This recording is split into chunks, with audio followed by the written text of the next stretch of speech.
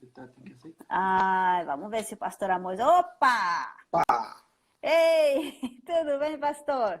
tudo bem, graças a Deus. Que bom estar com você aqui uma tarde, um feriado como esse, né? Pois é, Feriado do Dia do Trabalho, vamos trabalhar para o senhor, né? Que joia! bastante Que trabalho. Bem, bom!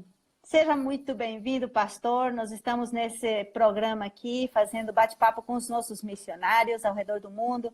Hoje a PMT está em 42 países, temos mais de 230 missionários. Então, nós vamos conhecer um pouquinho mais dos projetos, um pouquinho mais da vida e da rotina dos nossos missionários. Seja muito bem-vindo à nossa segunda live. Estamos começando com esse projeto e é muito bom ter você aqui. Só queria saber se está todo mundo ouvindo aí. O Caleb, meu sobrinho, está aí assistindo também, seminarista, missionário, servo de Jesus. Gilberto, tem muita gente entrando. Sejam todos bem-vindos. E nós vamos conversar hoje com o pastor Amós Cavalcante, missionário no Chile desde 2015. Então, ele é casado com a Mariana, né? Mariana também, nós vamos ver ela daqui a pouco. Que bom que podemos conversar um pouquinho com ela. Ah, Mari já está aí do lado. Isso mesmo, que joia. Ô, pastor, fala um pouquinho mais do seu preparo e da sua vocação para ir para o Chile. então, a minha história com o Chile começou em 2008. Eu vim em 2008 para o Chile, na verdade eu vim transferido para a Igreja Presbiteriana do Chile, fiquei 3 anos como pastor da Igreja Presbiteriana do Chile, né, de 2008 a 2010. E eu vim com um projeto para auxiliar na revitalização de uma igreja aqui em Viña del Mar, a igreja de Viña del Mar. Eu fiquei nesse primeiro período, fiquei de 2008 a 2013 aqui no Chile. E nesse período, já desde 2010, começando com os pré-requisitos da PMT. Eu já tinha feito seminário, formei no JMC em 2007 e direto eu vim para cá. Então, todo o meu ministério pastoral foi vivido aqui no Chile, praticamente. Eu nunca fui pastor no Brasil. Ai, joia! Em 2010 eu voltei para a IPB, né, a estar vinculado à IPB, e dando continuidade nos pré-requisitos da PMT. E em 2014, eu voltei para o Brasil para terminar os pré-requisitos, né? Foi quando nós casamos em 2014, eu terminei os pré-requisitos, a Marina terminou os pré-requisitos dela em 2015, e no final de 2015, nós iniciamos nosso primeiro período como missionários da PMT no Chile, né? De dezembro de 2015 a dezembro de 2018. E aí, em dezembro de 2018, nós renovamos o projeto e iniciamos um novo projeto até 2023. Ai, que legal. Então, agora já está sendo o terceiro período de vocês no Chile, né? Como a PMT é o segundo período, né? Sim, sim. A PMT é o segundo período. Você foi antes Eu tive antes, eu já estava aqui quando eu Já comecei os estava. pré-requisitos da PMT. Muito joia. E as pessoas estão querendo saber quais são os desafios da missão no Chile? Por que a APMT está enviando missionários para o Chile? Sim, nós temos uma parceria com a Igreja Presbiteriana do Chile e o grande desafio aqui é na plantação e revitalização de igrejas. Certo. Eu vim para trabalhar com revitalização, primeiramente, porque naquela época a igreja aqui na região onde a gente está, na região de Valparaíso, ela era muito, muito pequena, né? A Igreja Presbiteriana do Chile, a igreja evangélica do Chile é pequena, né? E a Igreja Presbiteriana do Chile também é bastante pequena. Então, a igreja naquela época era muito precária, né? As igrejas na região tinham uma média de 20 pessoas, 30 pessoas. Então, era uma situação muito precária. A gente começou com um trabalho de revitalização e agora a gente está numa etapa onde a igreja está se dividindo entre revitalização e plantação. Então, o nosso grande desafio é realmente plantar novas igrejas, formação de novos pastores, né, e auxílio daqueles campos mais precários, porque tem algumas igrejas muito, muito precárias, com 5, 10, 15 membros, que precisam de um apoio pastoral, precisa de um apoio, um projeto ministerial mais contundente. Esse é um desafio grande nosso. Certo. E fala um pouquinho agora do seu projeto, como é que vocês começaram a desenvolver esse projeto, que vocês têm um projeto que vocês apresentaram para a PMT e esse projeto foi aprovado com apoio e parceria de igrejas, de irmãos. Como é que está indo esse projeto? Em que consiste? Para que as pessoas possam conhecer um pouquinho. Tá certo. O nosso projeto, ele chama Conosur, mas basicamente se resume à plantação da Igreja Pródigo, né? Então, praticamente a gente já não fala mais de Conosur. O nome da igreja é Igreja Pródigo, Pródigo. no Chile, tá? Isso. Em Vinha del Mar. Em Valparaíso. Valparaíso, isso, desculpa. Então, o nosso projeto começou em 2015, dezembro de 2015. Inicialmente era terminar o processo de revitalização na primeira igreja de Vinha del Mar, e nesses primeiros 3 anos também começar os trabalhos para a plantação de uma nova igreja. Foi o que a gente fez nos primeiros 3 anos. Tanto que eu saí da primeira igreja de Vinha del Mar e a gente fechou esse ciclo, porque quando eu fui em 2008, a igreja não tinha condições de sustentar um pastor de tempo integral. Agora, quando eu saí, a igreja pôde ter condições de ter um pastor de tempo integral totalmente diferente da igreja local. E essa igreja, de pastor chileno, né, formada aqui no Chile, e essa igreja é parceira nossa também na plantação de uma nova igreja em Valparaíso. Essa igreja, ela está sendo plantada num bairro onde, na década de 30 do século passado, começou uma igreja aí. Era para ser a segunda igreja presbiteriana de Valparaíso. Começou no final da década de 20, início da década de 30 do século passado. Formou-se um grupo, teve pastores, inclusive um pastor brasileiro, Neftali Vieira, parece que era o nome, pastor ali nas décadas de 40, 50. E essa igreja, ela morreu no final da década de 60. Aí o templo era um templo que ele está excelentemente localizado, assim, a passos 2 segundos de metrô, numa esquina principal. É uma localização que não tem como melhorar. Mas o templo ficou vazio, a igreja Presbiteriana do Chile emprestava esse templo para outras denominações, e desde a década de 90 o templo estava literalmente sem uso, né? Certo. A igreja Presbiteriana do Chile tem muito carinho por esse trabalho, porque muitos irmãos de muitas décadas sonharam com essa igreja. E ela nunca organizou e morreu. Então, a gente recebeu esse templo que estava vazio e a gente está plantando uma igreja nesse bairro. O bairro mudou, então a gente fez um outro projeto de acordo com a nova realidade sociodemográfica do bairro. E, então, nós estamos plantando a segunda igreja presbiteriana de Valparaíso, né? Certo. E qual está sendo o avanço desse projeto? Vocês estão conseguindo? Está tendo pessoas que estão se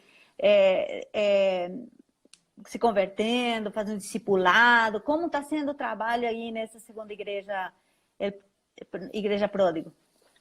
O trabalho começou uma colaboração entre a primeira igreja de Vinha del Mar e a igreja de Valparaíso.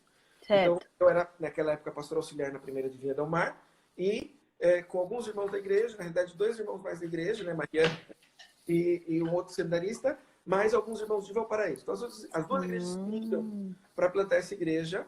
Então, a gente começou. A gente ficou todo ano... Começou praticamente do zero mesmo, né? Certo. Gente, um grupo de Vinha e um grupo de Valparaíso. Isso foi no ano de 2017. A gente passou todo o ano de 2017 só se reunindo com esse grupo base. Éramos 11 pessoas em 2017. Só que durante o ano, como a gente não tinha começado os cultos, era só essa reunião entre a gente, o pessoal foi ficando meio que cansado, né? De ficar só entre nós. E quando começou o ano 2018, o pessoal estava meio caído, assim. De 11 para 8 pessoas. As pessoas que realmente iam ficar com a gente. Então a gente começou no dia 25 de março de 2018. A gente fez o primeiro culto público.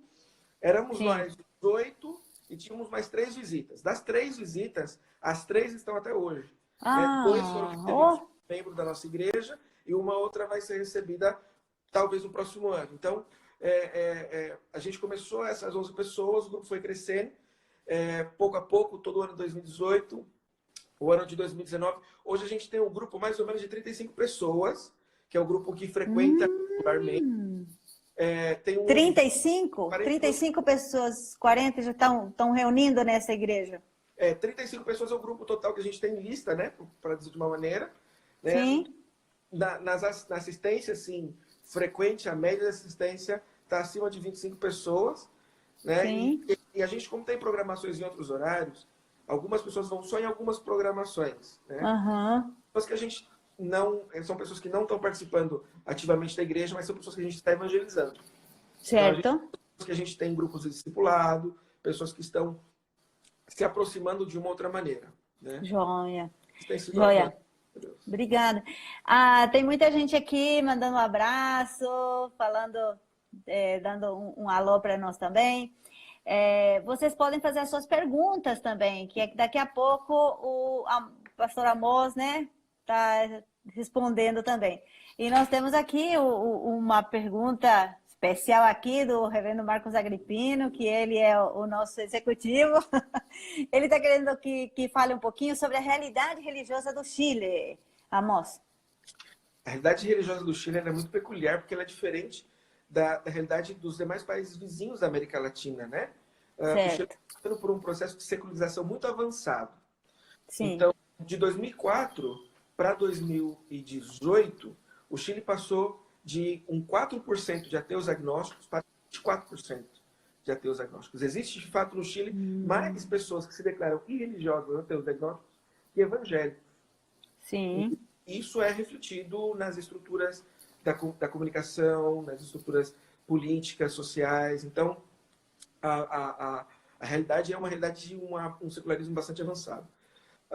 Os evangélicos, eles são vistos como um povo sem educação, assim, no sentido de ser um povo mais pobre, um povo mais iletrado. Menos instruído, é isso. Menos instruído, com algum preconceito, inclusive, né, com relação aos evangélicos. A Igreja Católica sofreu muito com os abusos sexuais, os escândalos sexuais que aconteceram no Chile nas últimas décadas. Então, ela perdeu muito do respeito social. Certo. E a Igreja Evangélica tem entrado também no olho do furacão, né? Que a gente está vivendo, além da crise do Covid, a gente está vivendo uma crise social bastante grande. E isso tem mostrado um pouco dessa faceta da rejeição da sociedade contra a Igreja Evangélica de uma forma geral. E é um desafio, né? A evangelização no Chile, né? Somado a isso, tem o perfil do próprio chileno. Ele é muito desconfiado, ele é muito ressabiado. Então, para evangelizar, não dá para fazer o que a gente faz no Brasil. Essas coisas mais vivas.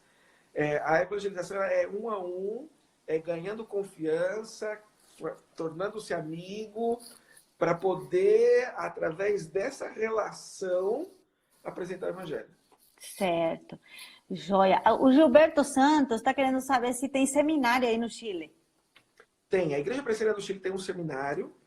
A Igreja Presbiteriana do Chile ela ficou muitos anos, quase mais de um século, sem seminário. E foi se organizado um seminário no final da década de 90, início dos anos 2000. É um seminário incipiente, tem aí, foi no começo dos anos 2000, tem 18 anos, se não me equivoco, o seminário. É um seminário novo e eu sou um dos professores, nós colaboramos, os professores com formação teológica contribuem no seminário voluntariamente, né? Não é como no Brasil, nós só somos voluntários. E hoje existem 3 sedes, né? Santiago, em Valparaíso e em Concepción, são as 3 principais cidades do país. Mas com essa questão da pandemia, todas as aulas agora são online, né? A gente está fazendo aula também. Mais tarde eu tenho uma aula aí. Certo. Que joia. E como é o trabalho com crianças, com jovens, com mulheres? Não sei se você fala um pouquinho, depois vamos conhecer um pouquinho, ouvir também um pouquinho a Mariana, que está aí do seu lado. Gostaríamos de ouvir ela também. Sim, as nossas igrejas é muito parecido, né? A Igreja Presbiteriana do Chile não tem o que é chamado no Brasil de sociedade interna. São departamentos. Sim, né? certo. Funciona um pouco diferente, mas é basicamente a mesma coisa. E no nosso presbitério aqui onde a gente está, é um presbitério pequeno, então a gente tem, né, a nível presbiterial, as atividades de crianças, de jovens, de adolescentes. Eu sou conselheiro do Departamento Presbiterial de Jovens, o que seria a Federação de Jovens aqui, do presbitério. A Mariana ela foi a primeira conselheira do Departamento Presbiterial de Adolescentes, né? A primeira diretora do Departamento de Adolescentes aqui do presbitério, porque até o ano de 2016 não tinha adolescentes, né? Então criou-se em 2016 essa federação e ela foi a primeira diretora, né? Que joia. E nós temos colaborado assim com os ministérios. A nossa igreja local não tem departamento de sociedades internas, porque é uma igreja em plantação, né? Então nós temos 2 crianças, Sim, temos um adolescente, então assim não dá para criar essa estrutura toda, né? Temos certo. trabalhos de homens e de mulheres, Sim. né? Teria no Brasil, né, SAF e o PH, mas um pouco mais adaptado à nossa cultura aqui. E a Mariana ela é responsável do trabalho aí com as mulheres, né? Fala aí um pouquinho. Isso, vamos falar um pouquinho, conhecer a Mariana. Mariana, antes de você falar, seja bem-vinda também você. Obrigada. Você tem uma formação profissional também, né? Sim, sim, sim, eu sou psicóloga. E essa formação tua, você está conseguindo colocar alguma coisa no ministério, aproveitando essa formação tua? Como é que você está encarando isso? Bom, com certeza, né? Dentro da área de discipulado, de aconselhamento, a gente usa bastante as ferramentas da psicologia, do tudo que eu estudei. Isso é um background muito importante, né? Dentro do ministério. Não estou trabalhando como psicóloga, assim, dentro de uma clínica, nada disso, mas dentro do ministério, usando as ferramentas também do que eu estudei. E também teve um período que eu dei aula no seminário, né? No seminário de a matéria de introdução à psicologia, também em alguns semestres também tive a oportunidade de dar essa matéria lá. Você achou importante você ir para um campo tendo uma formação profissional? Olha, eu acho que sim, eu acho que sim. Eu acho que te dá uma base, eu acho que te abre outras oportunidades, te abre outras portas, até também para o contato com as pessoas, né? Até, assim, como você falou, no Chile mesmo, né? Esse preconceito, às vezes parece que os crentes são pessoas menos preparadas, né? De repente E, isso de você ser psicóloga te abriu alguma porta? sim, sim, eu acho que sim. Acho que as pessoas te ouvem mais, acho que as pessoas consideram um pouco mais a sua opinião, vamos dizer assim. Não é uma coisa Sim. só como um crente, entendeu? Aham. É complicado um pouco, né? É uma cultura bem diferente do brasileiro. Apesar de ser latinos, o chileno é muito diferente do brasileiro. O chileno não, o brasileiro tem aquela coisa que você vai na feira, você fica do lado da pessoa e já puxa um assunto. Ai, nossa, né? Ah, O Brasil aham. é assim. Então, Ah, é uma forma de ser, uma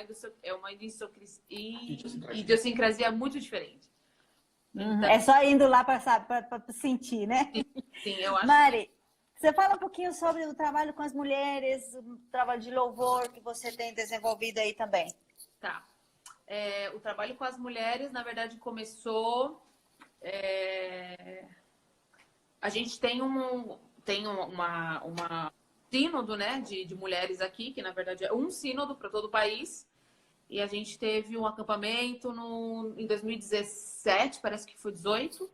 E Sim. daí o nosso grupo começou a ter encontrar, pensar numa necessidade de ter um trabalho de mulheres, né? Então a gente começou a tentar se reunir uma vez a cada 15 dias ou semanalmente, mas é muito desafiante ainda o trabalho assim. Mas nesse último ano, nesses últimos 6 meses, nós temos conseguido fazer reuniões semanais e tem chegado pessoas e tem chegado mulheres com um histórico bastante heterogêneo, assim, mulheres jovens casadas, jovens mães, mulheres de terceira idade com problemas muito complexos, familiares, emocionais, pessoas assim muito vulneráveis, assim, até socialmente falando, pessoas com problemas de drogadição, mulheres assim, é muito heterogêneo o nosso grupo de mulheres, tem de tudo, assim. E Deus tem feito coisas assim maravilhosas nesse grupo, testemunhos assim realmente de conversão, realmente de cura, de coisas assim incríveis. E nisso, a sua formação, com certeza, faz toda a diferença, né? Para você chegar no coração das mulheres, né? Sim, sim, porque o Senhor, graças a Ele, na sua graça, Ele tem usado isso, essa coisa de você poder entender melhor, usar melhor assim essa expertise também para alcançar o próximo, principalmente essas pessoas mais vulneráveis, essas pessoas mais com essa necessidade emocional também muito forte de ser trabalhada. Sim, e agora nesse tempo de isolamento também, com certeza, todo esse acompanhamento que vocês fazem por internet e tudo, né? Tem Sim. dado... Sim, o interessante é que a gente tem conseguido manter essas reuniões semanais, né? Por Zoom mesmo, a gente faz.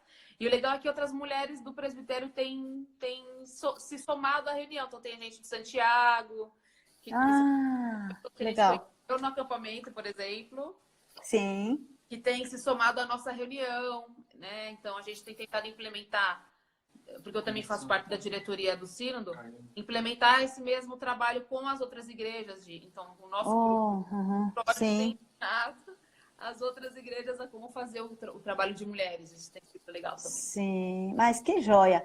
Obrigada, viu, Mari? Obrigada. Deus abençoe. Vamos agora, então, para as perguntas, para as perguntas do pastor Amós. Amós, tem algumas perguntas que nossos internautas aí também fizeram. Vou falar alguma coisa, aí você vai respondendo aí, tá? Como lidar com o ateísmo crescente no Chile? Quão diferente é o processo de evangelização no Chile comparado com o Brasil? Acho que essa pergunta já foi respondida. Como é o envolvimento da igreja local no trabalho que vocês fazem?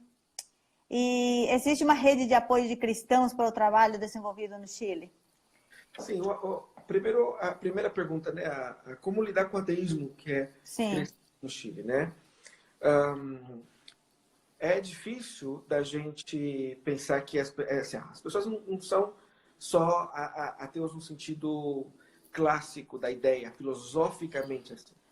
Normalmente o que a gente vê são pessoas que têm um histórico religioso, porque essa mudança é muito recente. Então as pessoas elas são criadas num lar minimamente religioso. Então, assim, as pessoas não são de tudo irreligiosas. E, de fato, o Chile tem muitos desastres naturais, vamos dizer assim, né? Então, quando tem a gente percebe, ou quando tem alguma crise, a gente percebe que muitas pessoas acudem à igreja, né? Então, tem, assim, como mini despertar, assim, porque tem uma tradição histórica mais religiosa, só que tem agora um movimento recente que é mais irreligioso do que ateu, né? Sim. Ele é mais assim, não sou nada, não creio em nada, não penso nisso, né? Então, uma das coisas que a gente tem feito na nossa igreja é criar um espaço intermediário onde a igreja pode se conectar com essas pessoas. Então, a gente faz eventos, a gente convida pessoas para participarem desses eventos, e nesses eventos a gente gera um espaço de conversa. São eventos culturais, então a pessoa vai, a pessoa participa, canta músicas que ela conhece e tal. E a gente gera ali um link com essas pessoas. Então, a ideia nossa é gerar uma amizade. Sim. E dar para a pessoa a oportunidade dela poder falar da opinião dela, poder ser escutada. E a gente escuta, e com isso, a gente ganha a oportunidade também de falar. A gente ganha amizade. Então, essa é a nossa estratégia, isso que a gente tem feito. É um projeto chamado Living Aberto. Living, de sala de estar, né? Sim. Living Aberto, né? Que é uma sala de estar. O nome seria isso, uma sala de estar, né? Joia. Tem o Fábio também, missionário, ele é líder da base indígena. Ele está fazendo uma pergunta também. Vocês precisam de mais gente para a equipe? E qual o perfil do missionário para trabalhar com vocês? Peraí. Aí é beijo. Que bom, aí já recebeu, né, Fábio? O nosso desafio é que a gente tem uma equipe que está, graças a Deus, está funcionando. Deus tem abençoado a nossa equipe de uma maneira espetacular, com recursos humanos que a gente não esperava, vindo aqui mesmo do Chile. O desafio é capacitar essas pessoas, porque muitas delas vêm de um contexto não presbiteriano. Então, a gente tem todo um processo de discipulado, de treinamento, de adaptação dessas pessoas. O desafio, né, na consolidação desse grupo é exatamente essa adaptação a o que é ser uma igreja presbiteriana para alguns. Sim. E para outros, o processo de discipulado ele vem desde o básico, porque algumas pessoas vêm de outras igrejas, mas você percebe que ela não conhece praticamente nada. Então, trabalhar, a gente tem trabalhado, por exemplo, tem um grupo discipulado que eu faço de terça-feira aqui é na confissão de fé. A gente basicamente Certo. dando a confissão de fé com a pessoa, Legal. cristãs de alguns anos, mas que nesses aspectos mais fundamentais do que é a fé reformada, eles ainda desconhecem, né? A gente tem vivido aqui no Chile, agora já passou um pouco, mas teve um boom, né, uns 2 anos atrás, da fé reformada, e muitos pentecostais vieram para igrejas históricas, né? Isso fez com que, inclusive no nosso grupo, tem muitas pessoas que são produto desse movimento, né? Tem pessoas nesse processo. Algumas igrejas da nossa região, que são igrejas pentecostais, eles estão passando por um processo também de adaptação, de mudança teológica. Ok. São pastores amigos nossos, eles estão abraçando vários aspectos da fé reformada, adaptando a cultura eclesiástica deles, né? Alguns são pentecostais, alguns são comunidades, né? Que têm uma doutrina definida. Então, eles estão passando por esse processo e nós estamos colaborando com isso, são amigos nossos, a gente trabalha junto em alguns projetos e o seminário tem sido estratégico nisso também, porque o nosso seminário tem formado, nós temos alunos batistas que são candidatos ao ministério, preferiram fazer o nosso seminário, alguns alunos que são de outras denominações presbiterianas também do país, que são alunos do nosso seminário, né? Então, esse é o desafio. A maior necessidade hoje na Igreja Presbiteriana do Chile é na área de formação pastoral. Ou seja, né? Nós estamos de mais vocacionados. Porque nós estamos de pastores. Existem hoje no Chile muitas igrejas sem pastor. Não tem oferta. Então, no nosso presbitério, são 6 igrejas. Das 6 igrejas, somente 3 igrejas têm pastor de tempo integral. Então, e essas outras 3 igrejas não têm pastores? Não tem pastor, é só um pastor que dá atos pastorais e eu estou na congregação, né?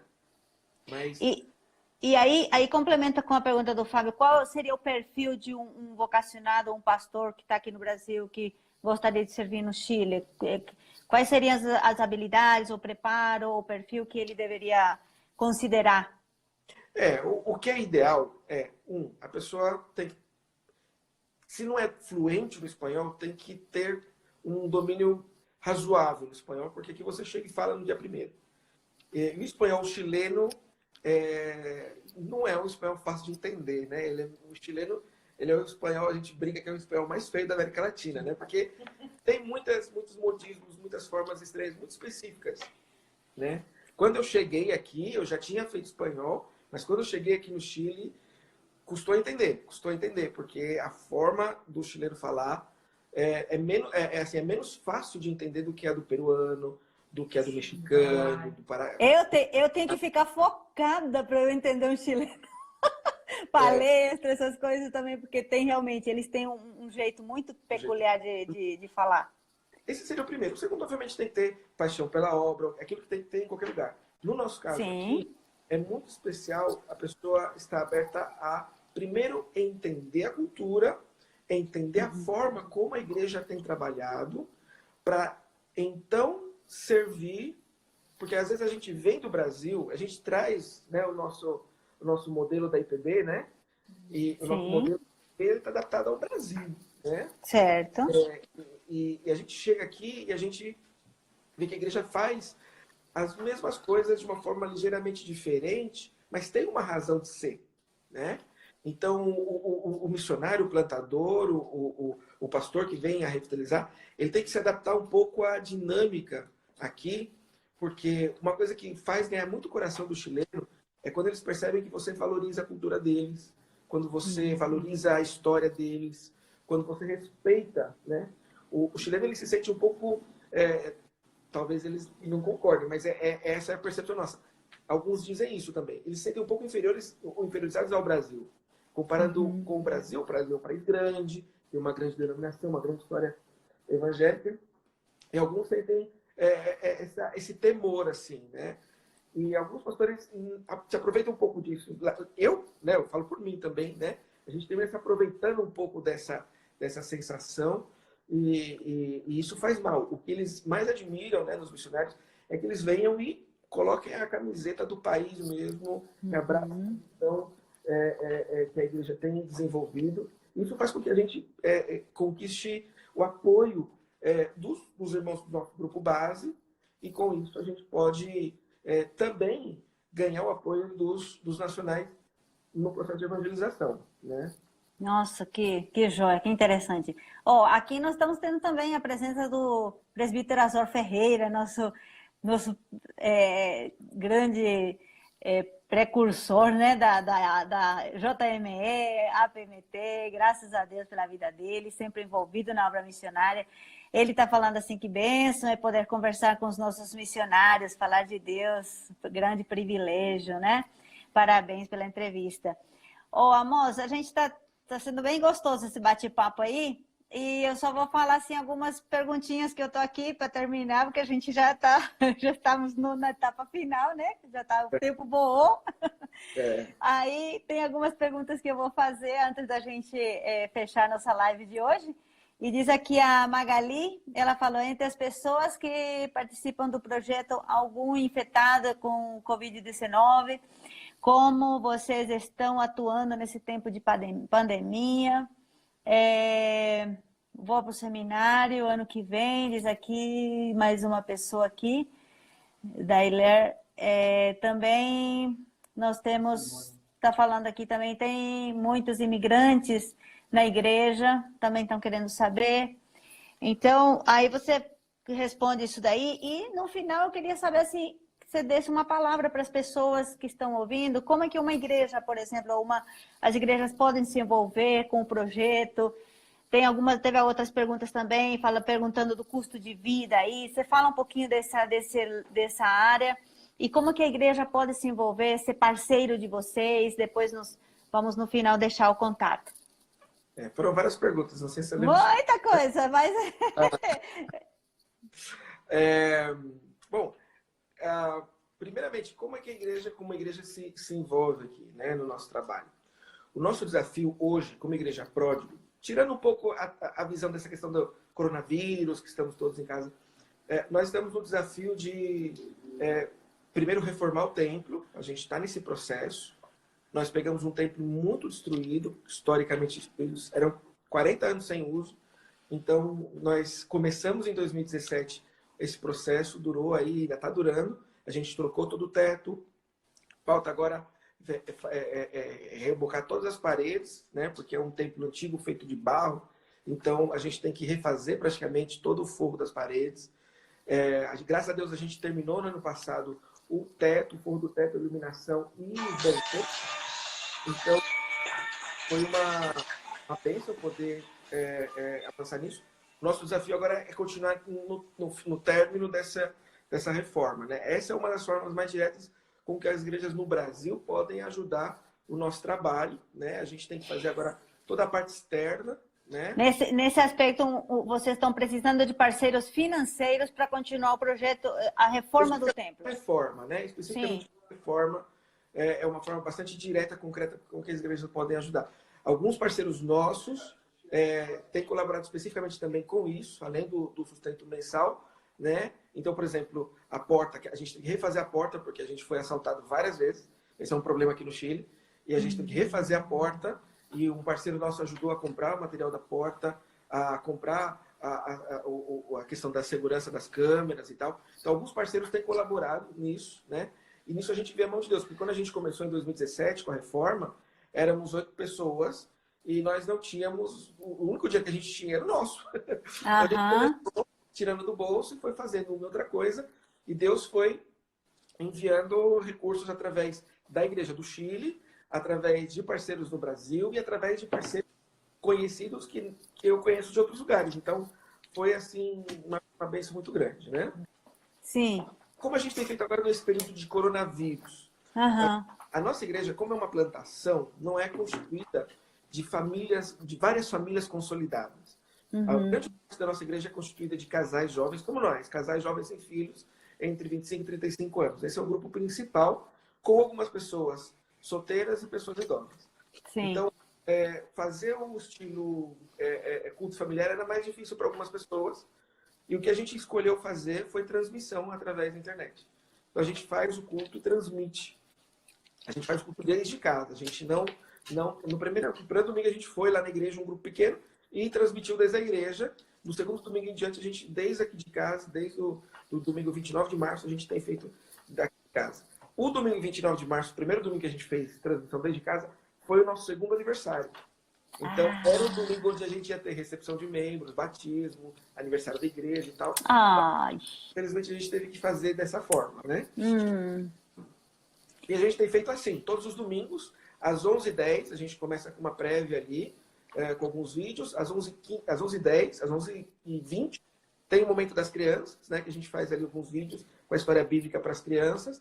E às 11h30 da manhã, nós temos o nosso culto. Esse domingo agora, a gente vai estrear um momento depois do culto, com o Zoom, depois da transmissão, onde a gente vai se encontrar para orar uns para os outros, para ver, né, na cara um do outro, e poder compartilhar. Isso que a gente tem feito. Tem custado muito, tem sido muito difícil poder vencer essa questão de tecnologia, adaptação. A gente teve que comprar vários equipamentos para poder fazer o negócio andar, aprender novas tecnologias. Foi parto, mas foi uma bênção. Legal. Estão perguntando aqui, por que o nome da Igreja Pródigo? Esse nome tem um propósito. A nossa plantação, ela está localizada a 2 quadras da maior universidade de engenharia do Chile. São 5.000 alunos. E esse bairro era um bairro que é principalmente um bairro universitário por conta desses estudantes.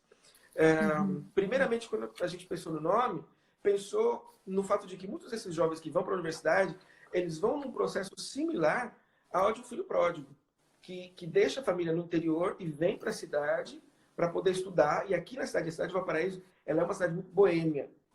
Muitos jovens que mudam que vão para Valparaíso, eles descobrem um novo mundo, um mundo mais de boemia, um mundo mais balada e tal, e acabam se perdendo, né? Sim. Então, tem um pouco disso. Inicialmente, a gente queria chegar aos universitários. Esse era o grupo prioritário do nosso projeto. Mas Deus mudou tudo, porque as pessoas que chegaram na nossa igreja eram pessoas profissionais, casados ou recém-casados, sem filhos, de 25, 35 anos, na sua maioria. Várias pessoas com problemas de drogas, várias pessoas que trabalham com pessoas na situação de drogas. Então, Deus foi dando para a gente um grupo humano muito diferente daquilo que a gente pensava inicialmente, né? Mas, inicialmente, o nome pródigo está um pouco associado a isso, né? A ideia do filho pródigo, do universitário, como aquele que foi embora de casa e está meio perdido e que precisa ser encontrado, né? Interessante, né? E como é que o custo de vida aí com relação ao Brasil?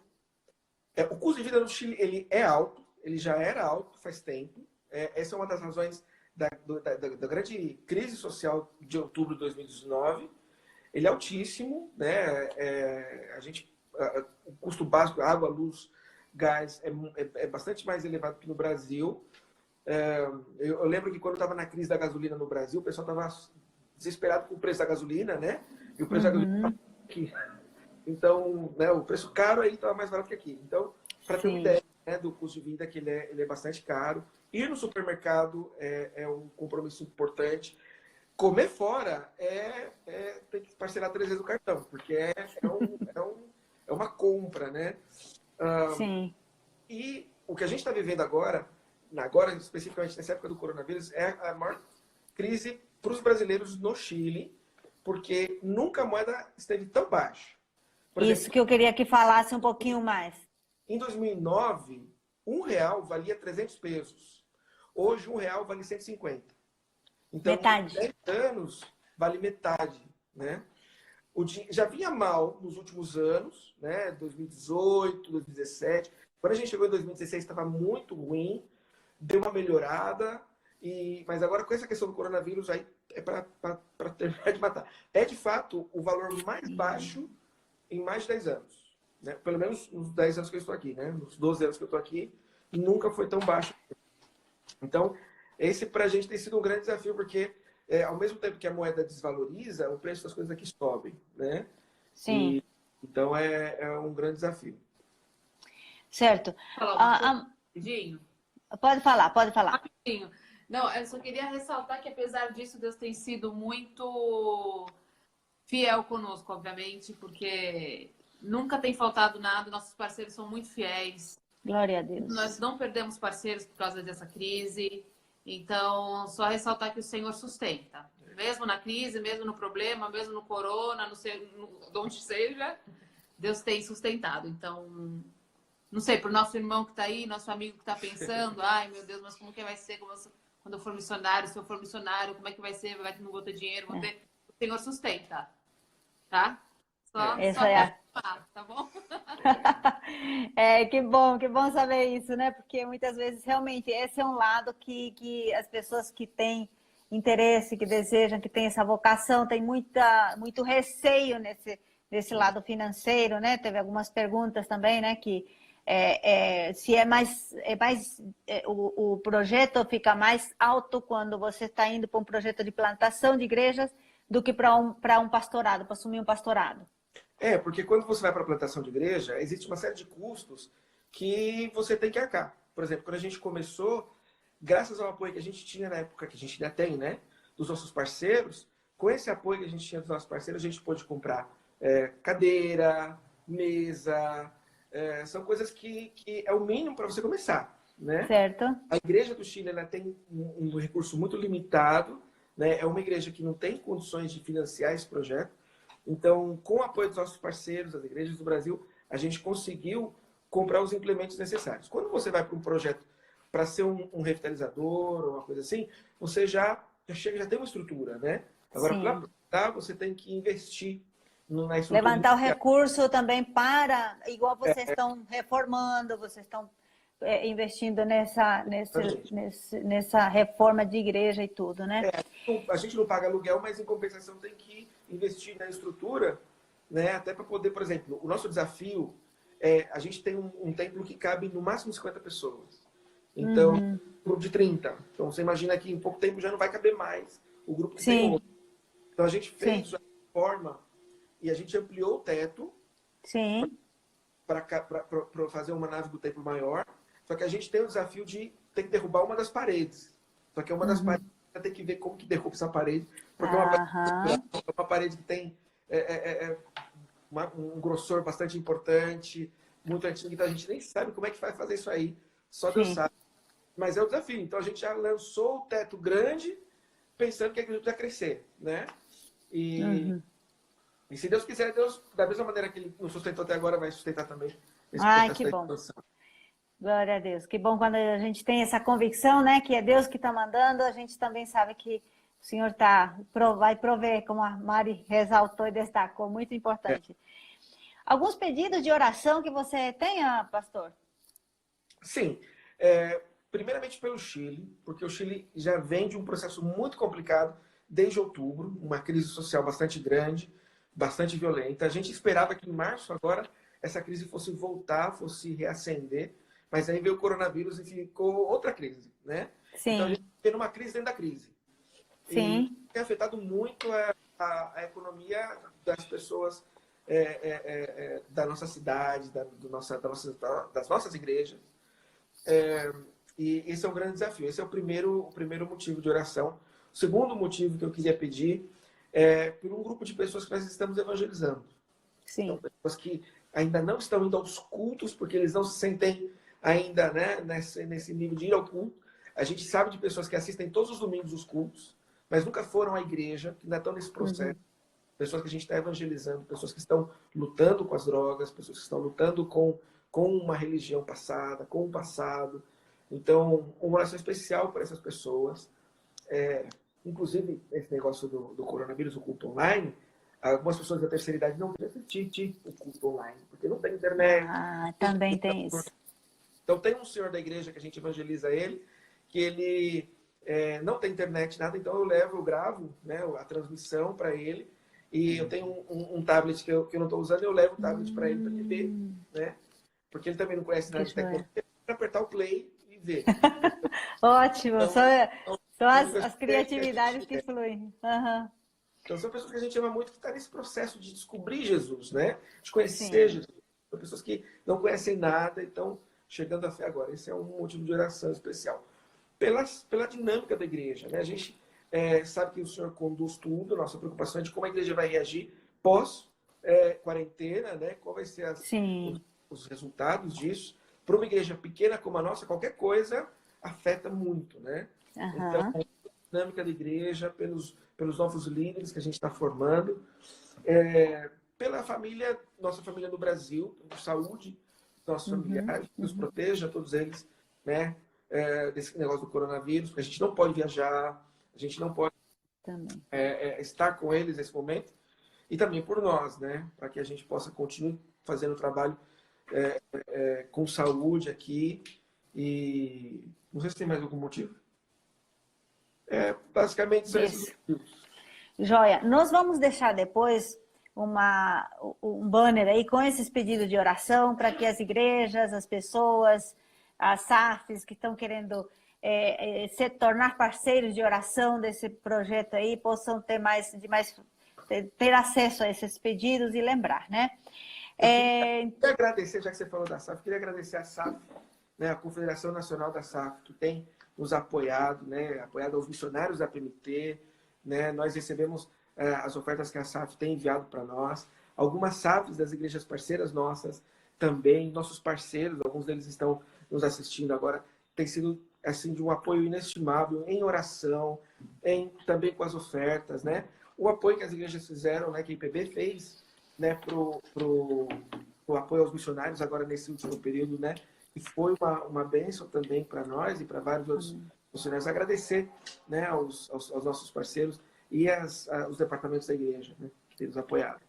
Ah, que bom. Aqui a Esther Barbosa, Fidelis, ela já digitalizou todos os seus pedidos de oração, já colocou aqui nos comentários. Obrigada, Estela. Deus abençoe, que bom. Ó, tá muito bom o bate-papo, tá muito bom conhecer um pouquinho mais de vocês, saber que vocês estão firmes aí, apesar de todas aquela situação que a gente está atravessando, né? Crise para cá, crise para lá. Mas o importante é ter a convicção do chamado do Senhor, a vocação. E a gente sabe, né? Que a gente vai sempre enfrentar situações difíceis, mas nós temos que continuar levando o evangelho, né? Eu queria falar também para os nossos internautas que estão aqui, que amanhã nós vamos ter um programa muito, muito importante também. Nós vamos começar no YouTube um programa com o reverendo Marcos Agripino. Ele vai fazer uma entrevista com os líderes das bases. E amanhã nós vamos conhecer um pouquinho mais dos avanços e as perspectivas missionárias da Europa. Ele vai estar conversando com o reverendo Marcos Azevedo, que é o líder da base da Europa. Amanhã, 15h. Não percam, hein? Se liguem aqui novamente. Ai, que bom. Então, eu também queria dizer para vocês que nós temos o nosso canal no YouTube, temos também no Facebook, para que vocês possam curtir, possam seguir, possam acompanhar. E essas lives de conversas com os missionários vão ser toda semana, toda quarta-feira, toda sexta-feira. Nós vamos estar conversando com algum missionário da APMT, para que vocês possam conhecer um pouquinho mais, apoiar, envolver sua igreja, envolver sociedade. Vocês veem como esse casal maravilhoso aí está na frente, né? Lutando, levando, sendo o nosso representante lá no Chile. Que Deus abençoe muito vocês, que Deus encha vocês da graça, do conhecimento e da bênção de Deus, para que vocês, com sabedoria, possam continuar levando a mensagem de Cristo. Alguma palavra para despedir dos nossos internautas e dos nossos ouvintes aqui? Eu queria pedir para os irmãos, para os amigos, entrem nas nossas redes sociais, busca na nossa página, a página da nossa igreja, pródigo.cl, é a nossa página, e iglesia.pródigo no Facebook, no Instagram. Nós estamos também no YouTube. A gente tem os nossos sermões em podcast, no Spotify e no Apple, né, iTunes. Você busca lá Iglesia Pródigo, vai achar Iglesia Pródigo. Sermão lá dos nossos sermões.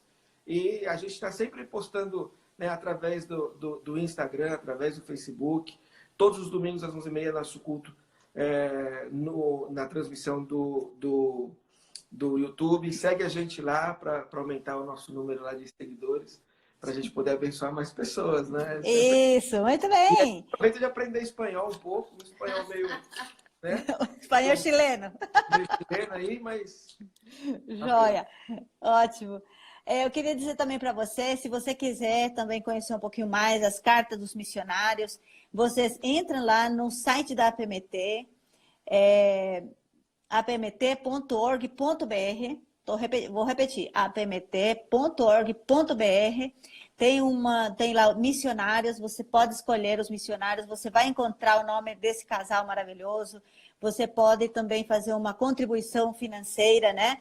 Uma parceria nesse projeto, diretamente pelo site, você vai encontrar, dá uma navegada lá. E também quero avisar para vocês que essa entrevista aqui, nós vamos salvar ele no YouTube, vamos compartilhar ele no YouTube, no Facebook. E você pode também compartilhar essa entrevista, se você gostou, compartilha com outros jovens, com as sociedades da igreja, com o pastor, com aqueles que têm interesse na obra missionária, que nós vamos assim também mobilizar para despertar mais vocacionados para levar a palavra para aqueles que ainda não ouviram. Joia? Então aqui já colocaram também o seu site aqui, www.prodigo.cl. Deus abençoe vocês. Muito obrigada pela presença de todos vocês aqui. Essa interação, nós não podemos fazer todas as perguntas, mas elas estão aqui e vocês vão encontrar o contato também, o e-mail do Amós também, vocês vão encontrar tudo no site, vocês podem entrar em contato, continuar mantendo essa relação, esse relacionamento com os nossos missionários. Deus abençoe e até um próximo momento. Beijão. Beijos. Sim, pode. Mandar um beijo? Pode sim. Queria mandar um beijo para todo mundo da PMT, para todos os missionários companheiros nossos, para o pessoal da base, Mônica, pastora Agripino, Bela, para todos vocês são muito especiais, o trabalho de vocês é muito valoroso. Para Si também, que está aqui, beijo, querida, amo vocês. Obrigada, então, obrigada, um abraço. Até. Tchau, tchau. Então, nós vamos salvar aqui e depois vocês vão acompanhar e compartilhar também. Até mais. Tchau, tchau. Tchau, tchau.